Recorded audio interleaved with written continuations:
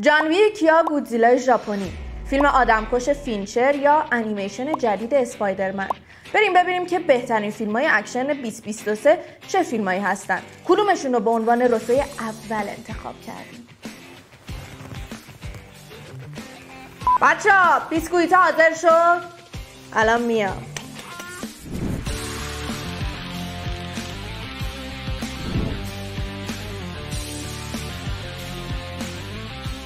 شماره 5 فیلم دکیلر، کارگردان دیوید فینچر. آدمکش دیوید فینچر تمام چیزیه که از فینچر انتظار داریم، از اون لحظات اکشن ناب تا تعلیقایی که میتونن بیننده رو خفه کنن. آدمکش داستان ما خیلی حرفه‌ای و دستمزدش هم بالاست و تا حالا توی هیچ کدوم ماموریتاش خطایی نداشته.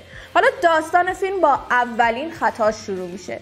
این کارگردان محبوب گفته بود که فیلم آدمکش براش یه پروژه خیلی شخصی و ایده هایی که تا حالا داشته ولی توی فیلماش اجرایشون نکرده رو توی این فیلم اجرا کرده. نقش آفرینی مایکل فاسبندر هم قطعاً از جذابیت های فیلمه. در نهایت باید بگیم که اگه فیلم‌های قبلی فینچر رو دوست دارین، دکیلر رو هم از دست ندید. شماره 4 فیلم اسپایدرمن اکراس دی اسپایدرورس، کارگردان خواکین دوس سانتوس. انیمیشن اسپایدرمن اکراس دی اسپایدرورس در ادامه قسمت قبلیش همونقدر شگفت‌انگیز عمل میکنه و همونقدر هممونو با یه اثر ابرقهرمانی فوق‌العاده سر کیف میاره. توی این فیلم مایلز مورالز با گوئن یا همون اسپایدر وومن توی دنیاهای مختلف ماجراجویی میکنن و در نهایت باید با خطر جدیدی روبروشن. اشاره بیشتر به داستان ممکنه که داستان قسمت قبلی رو براتون اسپویل کنه و واسه همینم به داستانش اشاره زیادی نمی‌کنیم تا از تماشای قسمت اول و دوم این انیمیشن لذت ببریم. همینقدر خلاصه بگیم که اگه تا الان این دوتا انیمیشن از مایلز مورالز رو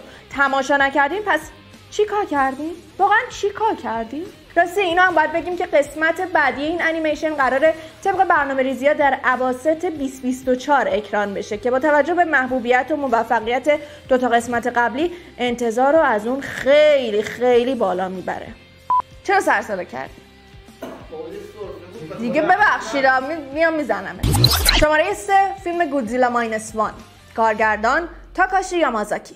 آقا از اونجایی که تقریبا هر یکی 2 سال باید یه فیلم از آقا یا خانم گودزیلا تماشا کنیم، امسال هم با همین فرمون رفتیم جلو، ولی با یه تغییر خیلی مهم. فیلم گودزیلا منهای 1 از سینمای ژاپن اومد تا به هالیوودیای پرزرق و برق یاد بده درباره گودزیلا چطوری میشه یه فیلم جذاب و با کیفیت ساخت. داستان فیلم هم ژاپنی رو نشون میده که بعد از جنگ جهانی توی شرایط خیلی بدی دست و پا میزنه و این وسط یه گودزیلا با قدرتی مساوی بمب اتم سر کلش پیدا میشه و مردم هم با اون همه بدبختی فقط همین کم داشتن. گودزیلا منهای 1 با وجود اینکه زبونش انگلیسی نیست و اکران محدودی هم توی دنیا تجربه کرده، ولی تونست فروش خیلی خوبی رو پشت سر بذاره و فروش کلی اون با توجه به بودجه کمش به مرز 90 میلیون دلار رسید. شماره 2 فیلم میشن ایمپاسیبل، کارگردان کریستوفر مک‌کوئری. بعد از تعویقای پشت سر هم بالاخره امسال تونستیم قسمت جدید مأموریت غیرممکن رو تماشا کنیم و بعد از چند سال دوباره تام کروز رو توی یه مأموریت غیرممکن دیگه دیدیم. ساخته کریستوفر مک‌کوئری انقدر اکشن حساب شده و هیجان انگیزی رو نشون مخاطباش میده که خیلی‌ها اعتقاد داشتن این فیلم حتی میتونه بهترین اکشن سال 2023 باشه که البته خیلی هم بیرا نیست. داستان فیلم هم احتمالاً میشه از قبلش حدس زد.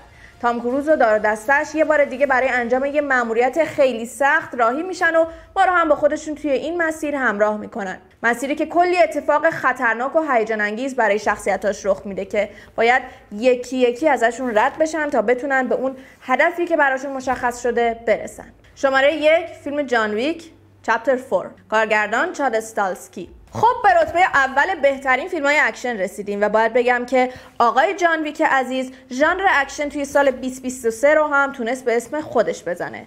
بعد از بازی کیانو ریوز توی قسمت 4 ماتریکس، همه طرفدارای ایشون و ژانر اکشن منتظر قسمت 4 جان ویک بودن که بالاخره از راه رسید و میشه گفت که هیچ کدوم از طرفداراشو ناامید نکرد غیر از من.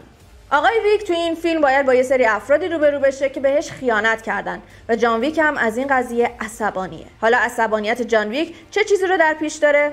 آفرین. رامی رو آدم میکشه و به هیچ کس هم رحم نمیکنه. جان ویک 4 با اکشن دیوونه بارش قطعاً بهترین گزینه برای طرفدارای اکشن توی سال 2023 حساب میشه. موفقیت‌های جان ویک 4 به گیشه ها هم رسید و تونست فروش خیلی خوب 440 میلیون دلاری رو تجربه کنه. خب حالا نوبت شماست که بهمون بگین به نظر شما کدوم فیلم‌ها بهترین فیلم‌های اکشن سال 2023 بودن؟